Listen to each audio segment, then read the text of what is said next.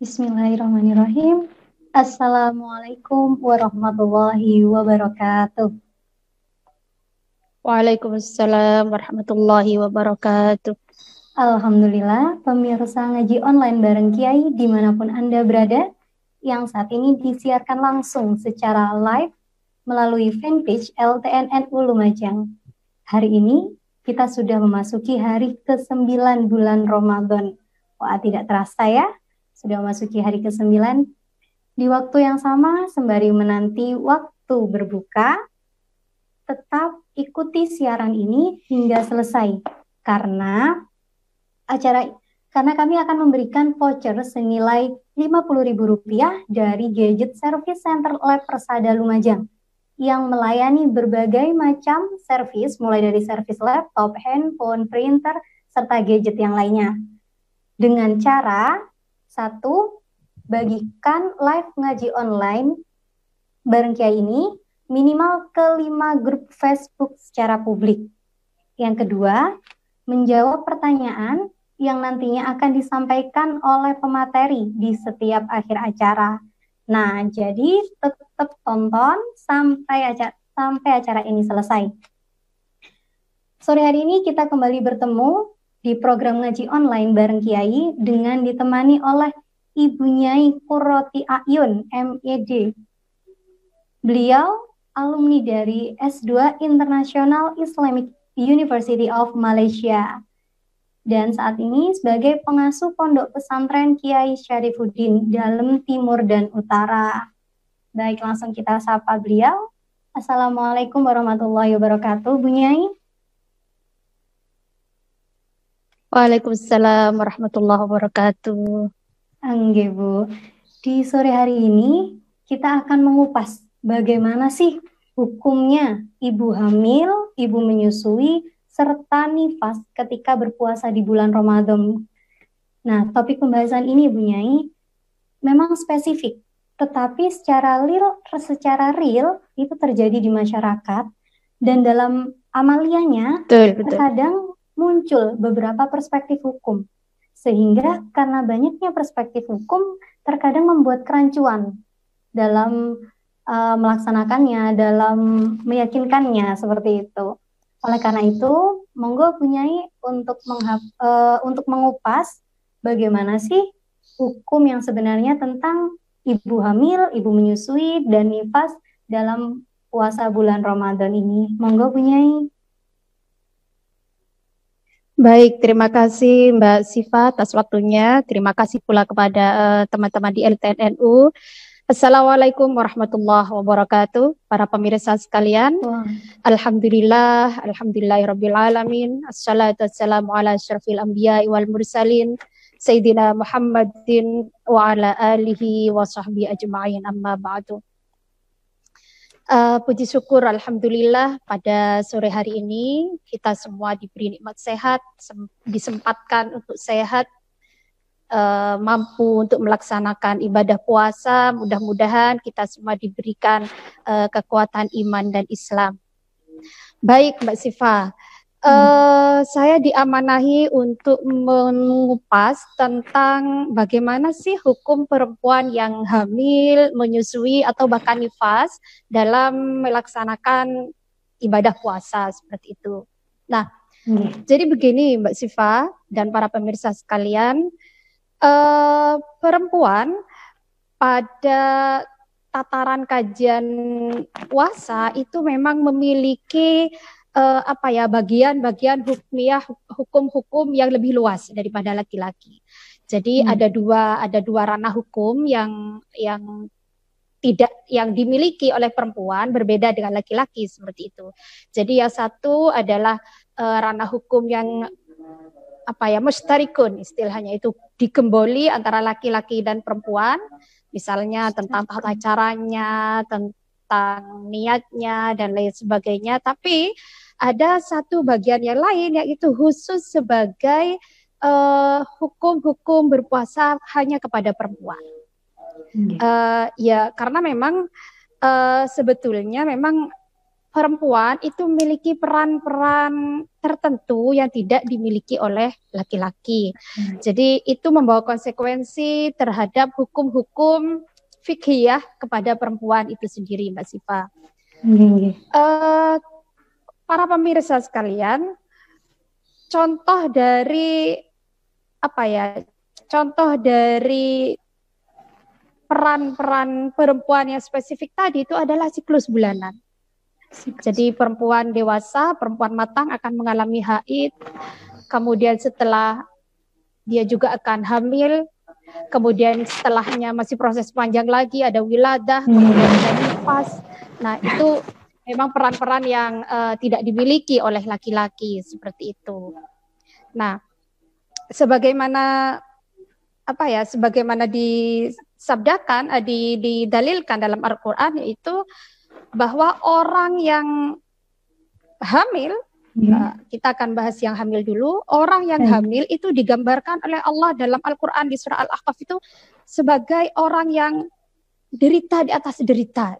Memang hamil itu suatu kondisi yang sangat spesifik yang berbeda dengan orang yang tidak hamil.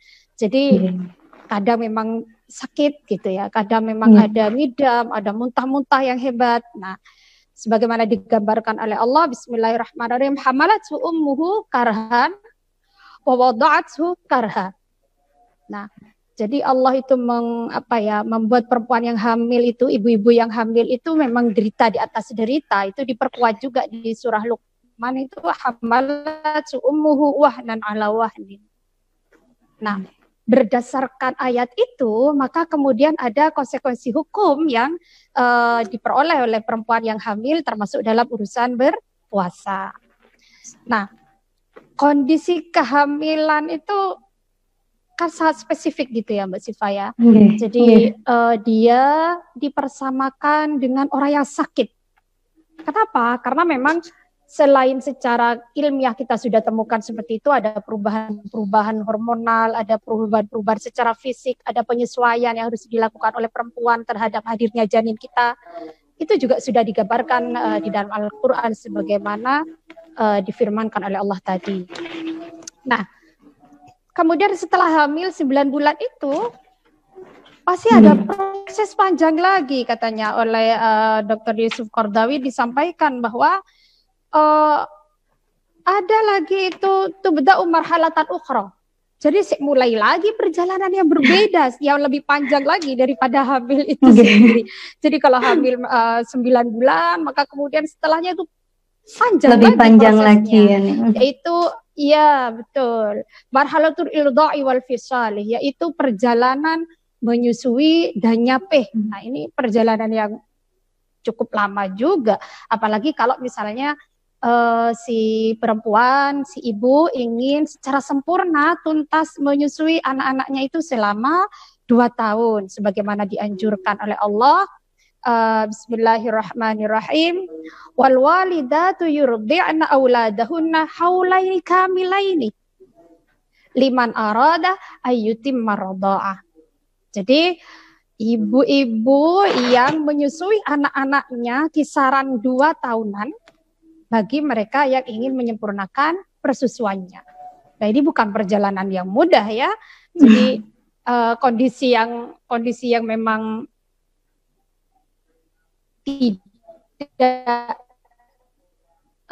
tidak akan pernah dialami oleh tadi, bahwa ada bagian-bagian hukum yang menjadi spesifik milik perempuan terkait puasa dengan kaitannya peran gender sebagai perempuan itu sendiri. Nah, sekarang kita akan masuki kepada bagaimana sih sakjane ketika kondisi-kondisi orang hamil dan menyusui seperti itu, orang yang nifas juga nanti akan seperti apa konsekuensinya gitu ya. Orang yang hamil atau orang yang menyusui itu biasanya ketika berpuasa dia akan mengalami beberapa hambatan-hambatan. Yang pertama misalnya dia mengkhawatirkan dirinya. Jadi ketika dia menyusui justru si ibu ini sakit. Bayangkan ya ketika, atau bahkan saat hamil saja si ibu ini malah tambah sakit. Dia khawatir akan dirinya. Jadi misalnya ketika ketika berpuasa saat dalam keadaan hamil, utamanya hamil besar, karena si janin itu numpang makan ke ibunya, maka si ibunya akan dengan cepat lapar. Bahkan katanya beberapa sebagian perempuan itu jam 10 pagi itu udah menggigil kelaparan. Dan itu membahayakan bagi si ibu. Nah, jadi nanti ini konsekuensi hukumnya berbeda, Mbak Siva. Jadi kalau si ibu ini mengkhawatirkan dirinya, nanti konsekuensi hukum dalam puasa itu nanti akan berbeda lagi. Ada lagi ibunya sehat-sehat saja. Dia berpuasa santai saja. Dia tidak kemudian menggigil, dia tidak kemudian mual yang berlebihan, tidak ada konsekuensi apapun secara kesehatan pada dirinya, tapi ternyata mengkhawatirkan terhadap kandungannya. Misalnya, tiba saja nuwun sewu ini kenyataan di masyarakat, si ibu ketika berpuasa ditengarai bahwa ketika di USG kembali si bayi berat badan si janin itu ketika di USG tidak mengalami perkembangan yang cukup baik. Sehingga justru dikhawatirkan terjadi kenapa-kenapa, malnutrisi, kekurangan gizi atau apa dengan si janin. Padahal ibunya sehat-sehat saja. Nah ini nanti konsekuensi hukumnya beda lagi. Atau, ini ya lebih ngeri Mbak Siva, perempuan hamil, si ibu hamil ini, sudah pun dia itu soro, wahnin tadi, si bayinya juga terancam kesehatannya. Jadi dia mengkhawatirkan dirinya, ya betul, mengkhawatirkan dirinya, mungkin kemudian sakit, kemudian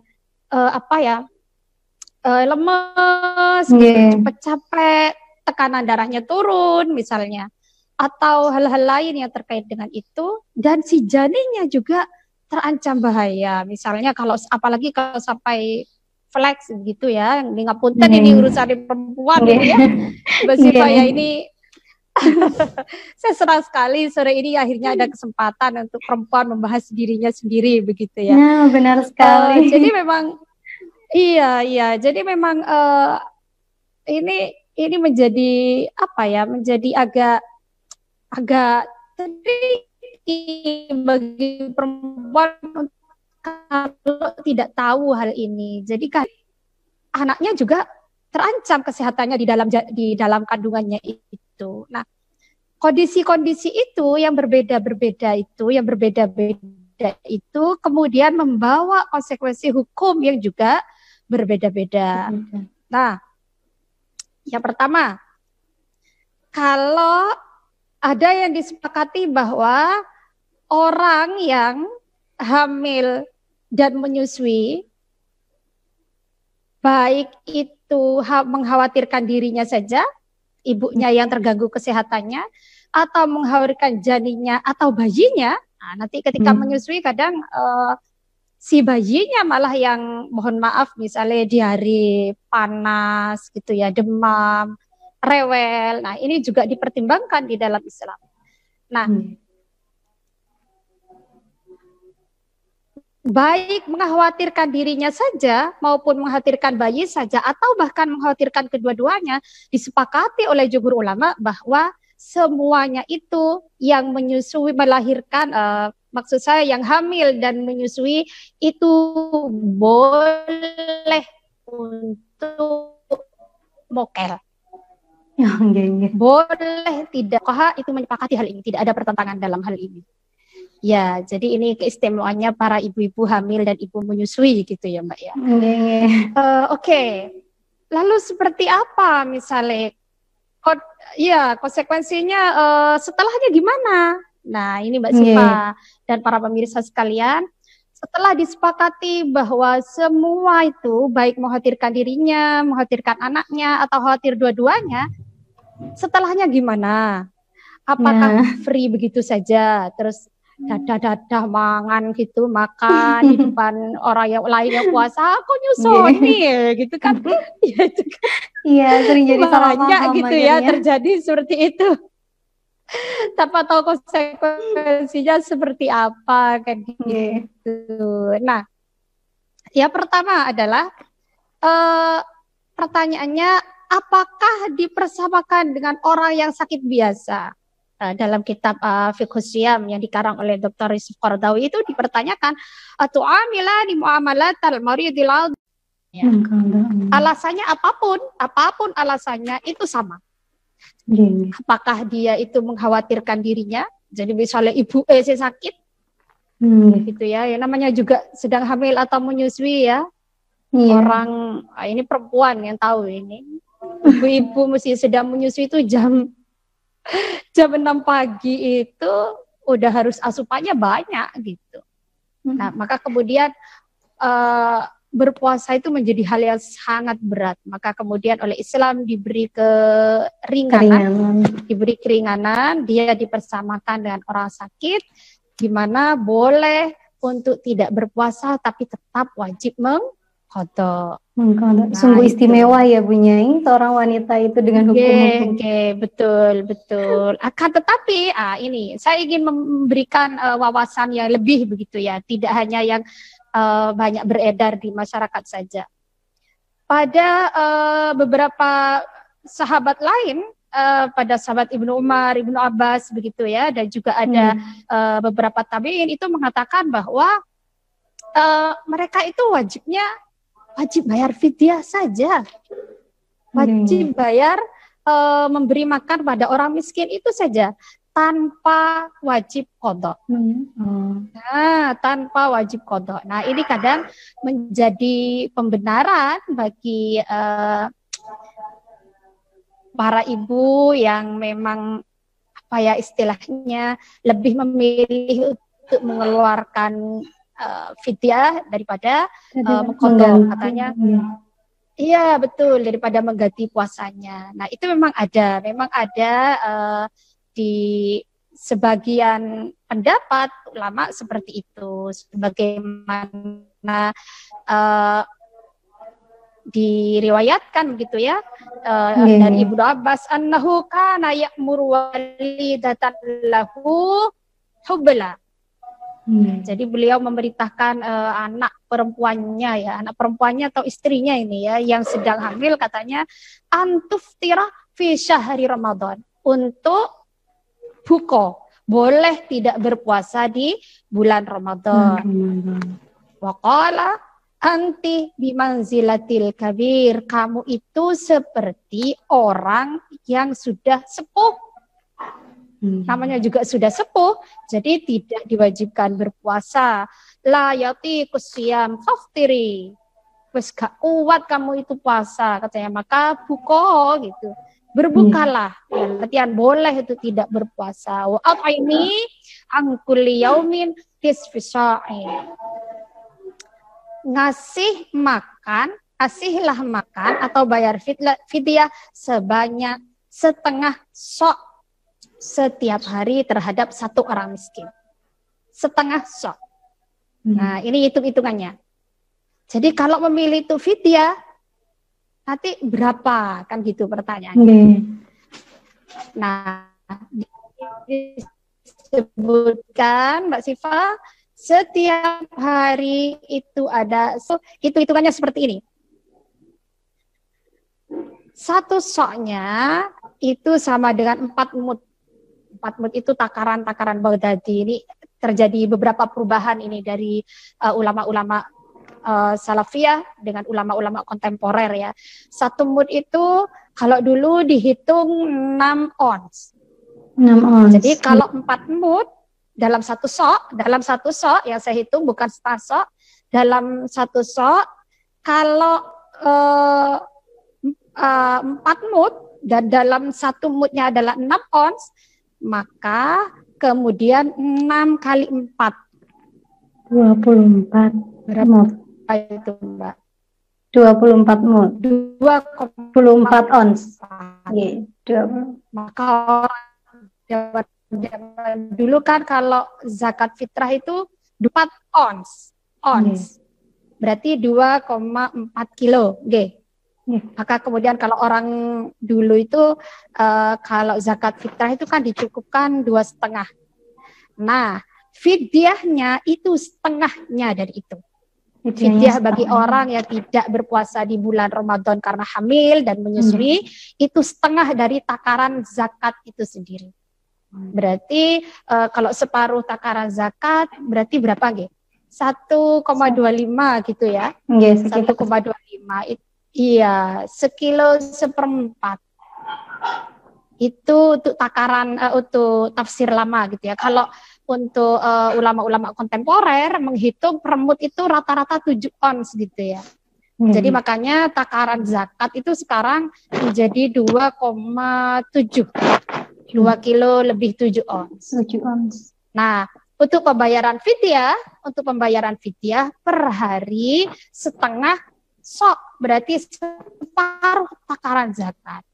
Berarti ini sekitar 1 kilo 4 lah ya, 1 kilo 4 ons begitu 4 ya. Ons. Kurang lebih segitu. Nah, itu, Mbak. Iya. Kurang lebih 1 kilo 4 ons. Nah ini dua pendapat ini tidak perlu bukan berarti ya satu salah satu benar begitu. Ada alasan-alasan tertentu begitu ya. Memang ada bahkan ada yang mengatakan bahwa wajib mengkodok, wajib bayar fidyah. Ini agak abot. Kalau selama ini yang diperlakukan seperti itu adalah ketika melangkahi tahun berikutnya. Nah, ini hal yang berbeda lagi. Nanti kita bahas yang lain lagi. Lalu kemudian pada salah satu kitab di Fiqhus Syam itu Dr. Yusuf Qaradawi itu mengunggulkan yang mana gitu loh. Kesimpulannya itu yang mana yang diambil oleh beliau gitu. Iya, karena dari berbagai pendapat itu kemudian kita baiknya ambil yang mana gitu. Nah, kemudian huwa Habib Ibnu Umar wa Ibnu Abbas fi sya'nil mar'a allati yatawala 'alaihim al-hamlu wal irda. Nah, ini ternyata pendapat ulama-ulama kontemporer pun tidak kaku baku harus begini, tidak seperti itu Mbak Sifa. Tapi masih melihat kondisi dulu. Misalnya katanya, saya lebih cenderung menggunakan pendapat sahabat Ibnu Abbas yang mengatakan bahwa hanya wajib fidyah saja. Jika si perempuan itu hamil, melahirkan dan menyusui, istilah Madura itu merdi itu loh Mbak. Anak bawahnya tiap setelah 2 tahun nyapeh menyusui 2 tahun hamil lagi. Nah itu terus menerus selama selama usia produktif, selama masa subur masih berlaku terus begitu. Itu biasanya terjadi di di sini dikatakan wahakadzakana katsirun minan nisa'i fil azminatil madiyah. Itu banyak terjadi pada perempuan-perempuan zaman dulu. Nenek-nenek kita, bahkan mungkin ibu kita masih ada yang gak leren gitu ya, terus gitu ya, tiap tahun, bahkan ada yang tiap tahun gitu, ada yang setelah nyapeh ada lagi, Nah, kan memang seperti itu ya Mbak ya, pada perempuan-perempuan zaman dulu. Nah, kalau kondisinya seperti ini, maka ulama-ulama kontemporer itu mempersamakan ini sebagai orang yang memang sudah sepuh. Jadi memang tidak memungkinkan untuk ngodoi gitu. Jadi dia boleh hanya bayar fidyah terus. Kebayangkan hamil tahun 2020, 2021 menyusui, 2022 masih menyusui, bayar fidyah terus gitu. Kemudian 2023 meteng maneh. Terus seperti itu sampai selesai masa usia suburnya. Nah ini kapan apa yang ngodoi? Nah dengan kondisi seperti ini maka Syekh Dr. Yusuf Qaradawi mengatakan ini mengambil pendapatnya sahabat Ibnu Abbas dan lain-lainnya itu dan para tabi'in. Kenapa? Ya karena memang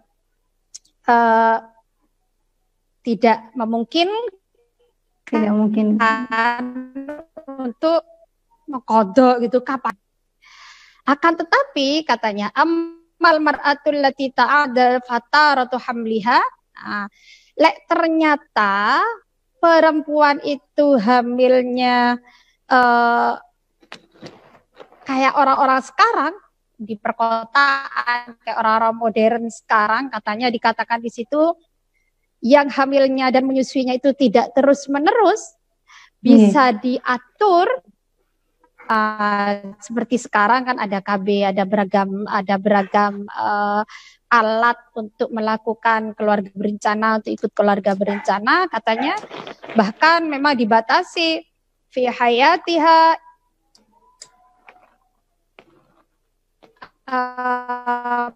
marota ini dalam hidupnya hamil menyusuinya itu 2 atau 3 kali saja. Nah, maka fal arjah antak dia kama huwa ra'yil jumhur. Maka jika keadaannya demikian, yang lebih diunggulkan adalah dia harus mengkodok juga. Seperti itu, Mbak Siva. Nah, pada dasarnya bisa sembarangan. Aku duit, aku tabungan beras misalnya, nggak mau aku ngodok malas aku poso, siang-siang enak makan es campur kan gitu. Ini nggak bisa seperti itu, tidak boleh sembarangan. Tapi Islam juga tidak akan memberatkan kalau ternyata kondisinya memang perempuannya nggak bisa ber-KB, nyambung terus punya anak gitu ya, nggak sempat ngodoi memang, maka diperbolehkan untuk hanya membayar fidyah saja. Ukurannya seperti tadi, per hari separuh takaran zakat. Nah, itu simpelnya, separuh takaran zakat. Seperti itu Mbak Siva tentang hamil, ibu hamil dan menyusui. Orang hamil menyusui dalam dalam berpuasa. Kalau terkait dengan nifas, saya pikir itu sudah clear ya, bahwa itu dipersamakan dengan orang haid. Jadi tidak karena nifas melahirkannya, tidak, tapi karena keluar darahnya itu. Jadi memang haram sudah bagi dia untuk berpuasa, sebagaimana dia diharamkan untuk baca Al-Quran, kemudian dia tidak boleh sholat, kemudian dia juga tidak boleh tawaf gitu ya, juga tidak boleh istilahnya masuk ke masjid. Nah, itu karena keluar darahnya. Tidak ada kaitannya dengan hukum yang tadi ini. Maka persis seperti haid, dia wajib untuk mengqadha. Tidak ada karena dia khawatir atau apa, enggak ada. Jadi ya memang itu sudah baku, wajib untuk mengqadha begitu, sebagaimana disampaikan oleh Sayyidatina Aisyah begitu ya. Dikatakan bahwa Mu'adah qalat sa'altu Aisyah radhiyallahu anha faqultu ma balul haidi taqdis shaum wala taqdis shalah. Nah, Mu'adah ini menanyakan menanyakan kepada Sayyidatina Aisyah, kenapa sih kok orang haid itu wajib untuk mengqadha puasanya, tapi sholatnya tidak usah. Gitu. Kemudian Sayyidatina Aisyah berkata, qalat kana yusibuna dzalika ma Rasulillah sallallahu alaihi wasallam fa nu'maru bi qada'is shaum wa la nu'maru bi qada'is sholati. Saya itu memang pernah ke dalam kondisi seperti itu, kata Sayyidatina Aisyah. Kemudian Rasulullah memerintahkan saya untuk mengqadha, mengganti puasa saya, tapi sholat puasa saya saja. Kalau sholat itu memang sudah karena diharamkan, jadi memang tidak boleh dilakukan. Oke, seperti itu Mbak Siva. Monggo. Subhanallah sekali ya, untuk materi kita hari ini begitu istimewanya seorang perempuan, hingga secara detail pun hukum-hukumnya juga harus benar-benar kita ketahui sebagai seorang wanita begitu ya Bu Nyai ya. Betul Mbak Siva. Betul. Jadi seperti sebuah hukum selalu ada namanya ikhtilaf, nggih Bu Nyai. Tetapi Nggih, betul tentu betul. ada yang lebih cocok. Nah, maka dari itu sore hari ini dengan bersama Bu Nyai Ayun kita membahas masalah ini. Nah, ini Bu Nyai sudah ada yang bertanya Bu Nyai. Ini dari Nggih, akun monggo-monggo. Facebook Buya Khomrin. Tanya Bu Nyai, apa bisa membayar fidyah tidak puasa bagi orang hamil atau menyusui diganti dengan selain apa yang diterangkan tadi? Dan apakah dosa bila fidyah tidak dibayar? Begitu Bu Nyai, monggo bisa dijawab Bu Nyai. Nggih, nggih. Tadi kan sudah cukup jelas ya saya paparkan bahwa bukan proses, keputusan untuk mengganti apakah itu diganti kodok saja atau diganti fidyah saja. Nah, ini kan sudah saya jelaskan juga tadi. Jadi begini, saya ulangi saja bahwa memang tetap wajib mengkodok memungkinkan. Anaknya Ibu, siapa nih tadi penanya? Buya siapa? Mbak siapa? Dari Buya Khomrin. Dari akun Facebook Buya Khomrin. Oke, kalau kondisi kalau kondisi laki-laki karena namanya Buya ya. Kalau ternyata istrinya ini tidak memungkinkan, misalnya ya kondisi-kondisi seperti yang saya sampaikan tadi, ketika terus gitu hamilnya, gitu rajin bikin umat gitu kan. Nah ini ya memang boleh untuk tidak itu boleh, tapi harus bayar fidyah.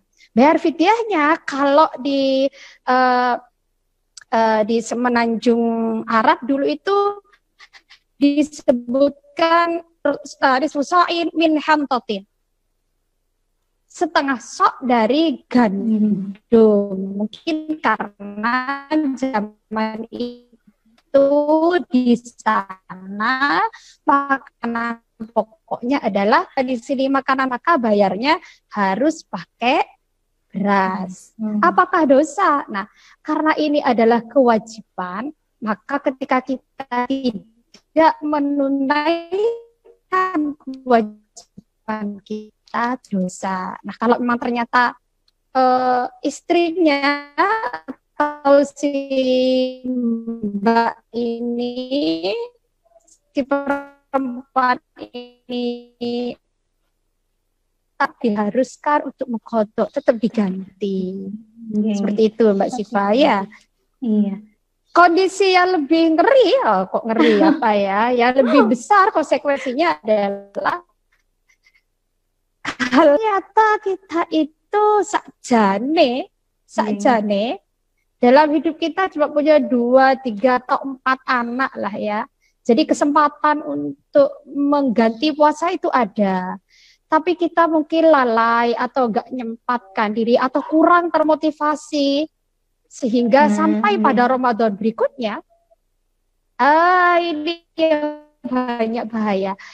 Maka kemudian menurut jumhur ulama dia tetap wajib untuk mengganti puasanya plus bayar fidyah sebagai. Jadi ketika seorang siswa punya kewajiban untuk mengerjakan PR dan dia terlambat mengerjakan PR-nya, maka oleh si guru ditambahi PR-nya atas keterlambatan. Jadi seperti itu. Kalau urusan apa ya, menyusui, mengkodoknya itu terasa berat. Ancen peran gender perempuan sesungguhnya ini saat ini. Kalau yang ibu-ibu lain, ibu yang sudah ibu-ibu itu tahu. Wah, saya belum ini Bu Nyai. Itu mudah-mudahan disegerakan. Amin. Jadi kalau ibu-ibu itu tahu betapa berat lagi kehamilan itu sudah besar gitu, nggih. Kehamilan besar, kemudian puasa kalau jam duhur aja itu sudah menggigil lapar. Apa bedanya? Loh, jadinya makan ke kita ya. Maka kemudian itu diberi keringanan-keringanan. Nah, ya berat itu adalah nanti menggantinya. Apalagi misalnya kita umpamakan tahun 2020 ini kehamilan usia kandungan 8 bulan. Bulan Syawal. 2021 nanti bayi usia bulan belajar jalan. Itu lagi banyaknya haji. 1 tahun itu tentu akan kerasa abot kalau harus ganti selama hamil tahun 2020 ini. Tentu akan abot. Tetapi dirinya, motivasi intrinsiknya seperti apa. Dia ingin mengganti, yolah gak usah, toh bisa nanti bayar fidyah. Islam diperbolehkan, memang boleh. Tapi coba lihat lebih dalam lagi. Jangan-jangan jane saya itu kuat untuk mengkodok, untuk mengganti dalam tahun ini, tapi saya itu lebih ke tidak termotivasi. Nah, ini tugas suami-suami soleh ini untuk menemani dan memotivasi istri-istri solehahnya ini nanti seperti itu, Mbak. Nah, Mbak Siva, jadi seperti itu. Ibu sekalian itu harus memotivasi dirinya juga. Kalau ternyata ketika saya puasa saya sakit, ya mengkodoknya, kondisinya tidak memungkinkan. Tapi nanti LS selesai, maka ya dikembalikan kayak tadi itu ke pendapat yang pertama bahwa dia dipersamakan dengan orang sakit biasa.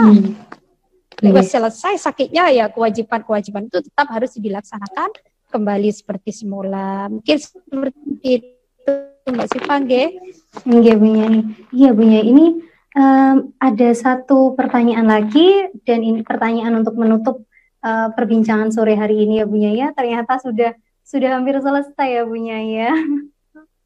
Padahal membahas tentang wanita ini begitu luas ya Bu Nyai. Perempuan itu spesifik pokoknya. Nggih, Bu Nyai, ini ada satu pertanyaan Bu Nyai yang juga tidak jauh dari pertanyaan pertama Bu Nyai.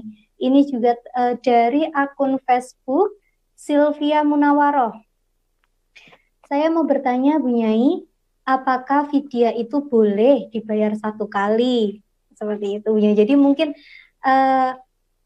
ada kurun waktu berapa hari untuk pembayaran fidyah? Apakah selama sepanjang itu tadi, selama berapa bulan, 30 hari mungkin, itu harus membayar fidyah terus. Nah, ini kemudian dari akun Sylvia Munawaroh menanyakan, apakah fidyah itu boleh dibayar 1 kali, seperti itu Bu Nyai? Oke, Mbak Sylvia Munawaroh, ini jelas Mbak dibayar 1 kali. Ini maksudnya sekaligus mungkin ya. Jadi begini, tapi pada sebanyak apa hutangmu? Sebanyak apa hutang puasa kita? Nah, seperti itu. Misalnya puasa kita itu bolongnya 30 hari lah. 3 hari kita ini sebagai perempuan solihah mencoba untuk berpuasa, memotivasi diri, ternyata anaknya yang gak banyak. Kemudian yang dilakukan oleh kita adalah 27 kan setengah takaran zakat. 27. Nah, jadi kalau setengah takaran zakat tadi 1,4 lah ya, kira-kira 1,4 1,4 kilo ons, maka itu dikalikan 27. Mau akan dibayarkan sekaligus, boleh. Mau dibayarkan tiap hari, monggo, tidak masalah. Bayarkan sekaligus untuk ambil praktis juga boleh.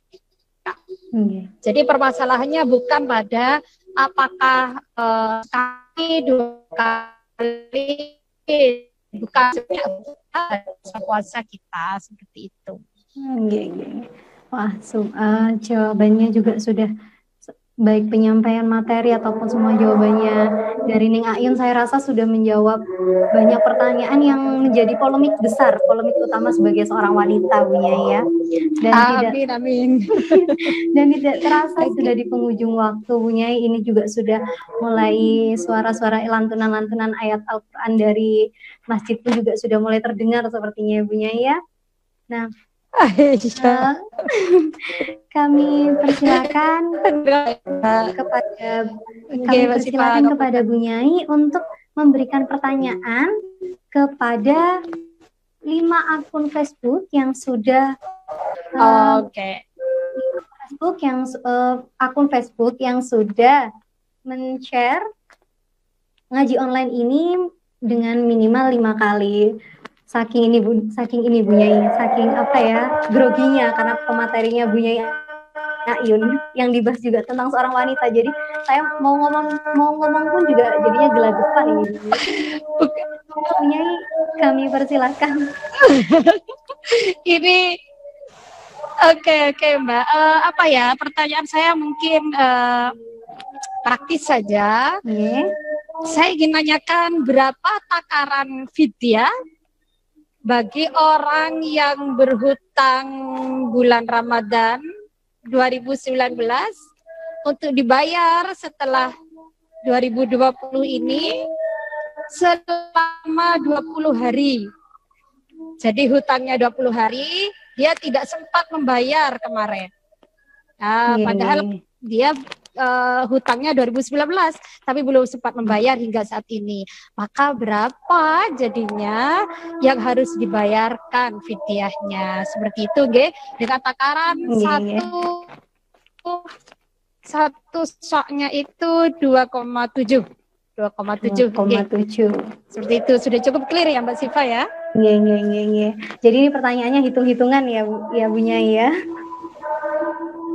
Enggak. Karena memang ini ya praktis selalu dapat pertanyaan yang sama menjelang puasa.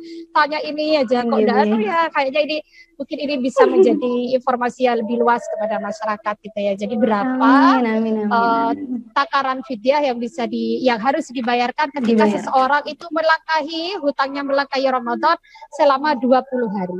Selama 20 hari. Selamat berhitung. Baik kepada penanya, kepada seluruh pemirsa dimanapun Anda berada yang sudah men-share live LTNNU ngaji online bareng Kiai pada sore hari ini, minimal 5 di grup Facebook. Nah, kami beri kesempatan untuk bisa menjawab dan akan diumumkan keesokan harinya. Oke. Dan nantinya bagi yang berhasil menjawab akan kami beri voucher servis senilai Rp50.000 dari Gadget Service Center Lab Persada Lumajang. Yang melayani berbagai macam servis Bu Nyai. Jadi mulai dari servis laptop, handphone, printer, serta gadget lainnya. Jadi kalau nanti Bu Nyai ada permasalahan dengan elektronik, bisa langsung ke Lab Persada. Terima kasih di rekomendasinya. Iya, dan bahkan bisa antar jemput juga ini Bu Nyai untuk servisnya. Jadi Bu Nyai nggak perlu ke Lab Persada. Jadi tinggal calling aja Bu Nyai. Apalagi kan ini cocok buat saya yang nggak punya kaki cuma punya tangan. Iya Bu Nyai, apalagi kan sekarang waktunya karantina ya Bu Nyai ya, stay at Betul, home. betul. Nah, Semua harus cocok dilakukan sekali dari nih Bu. rumah ini, Masya Iya, Allah. Mudah-mudahan benar kita sekali. sehat-sehat semua, Mbak. Amin, amin ya robbal alamin. Iya Bu Nyai, Oke. untuk saat ini kita itu semua sedang diuji dengan sebuah penyakit Bu Nyai. Betul, betul, betul. Oleh karenanya semaksimal mungkin kita harus bisa berlomba-lomba menjaga kesehatan. Iya, Nah, ya, betul, betul. dan Sepakat tidak itu. mudah meremeh dan tidak boleh meremehkan sedikit pun. Biasanya kan Bu Nyai ya banyak tuh, alah cuman batuk biasa, akhirnya nanti sembuh gitu Betul, kan Bu betul. Nyai ya. Nah, sekarang kita harus bisa apa namanya untuk lebih ini lagi aktif lagi untuk kesehatan tubuh kita, dan salah Betul, Mbak, satunya betul, betul. salah satunya ini Bu Nyai, Klinik NU dengan pintu terbuka siap menerima dan membantu mengatasi keluhan segala sakit yang dialami Bu Nyai. Oke, oh ya, Syarifuddin sudah bekerja sama dengan Klinik NU dan alhamdulillah sampai saat ini berjalan dengan baik dan pelayanannya luar biasa. Kemarin juga yang melakukan sosialisasi terkait pencegahan COVID-19 juga dari Klinik NU, alhamdulillah. Alhamdulillah, Dan ini Bu Nyai, sebelum kita tutup, kami persilakan kepada Bu Nyai untuk memberikan closing statement kepada kami semua, khususnya para wanita ini Bu Nyai. Iya, betul-betul. Jadi para pemirsa sekalian, Mbak Siva dan para ibu, para bapaknya juga, kalau secara materi tadi sudah clear saya sampaikan, akan tapi yang ingin saya closing statement adalah memang sebagai perempuan yang sedang hamil, menyusui, Anda saat ini sedang sangat produktif. Anda saat ini sedang membuat manusia. Jadi Anda sangat produktif. Untuk itu, jenengan semua tidak perlu terbebani dengan hal itu. Islam itu memudahkan. Jadi jika memang jika memang sedang dalam keadaan sangat tidak bisa untuk berpuasa, Islam berikan jalan keluar sebagaimana yang sudah dipaparkan tadi. Demikian para bapak, monggo ibu-ibunya ditemani, dimotivasi untuk juga bisa melaksanakan ibadah dengan sebaik-baiknya. Jadi jangan sampai ketika si ibunya sedang ingin mengqadha di hari bukan bulan puasa, si bapaknya sih tetap nuntut macam-macam, masa wakeh ibunya lagi mengqadha. Kan itu garet drop juga itu Mbak Siva.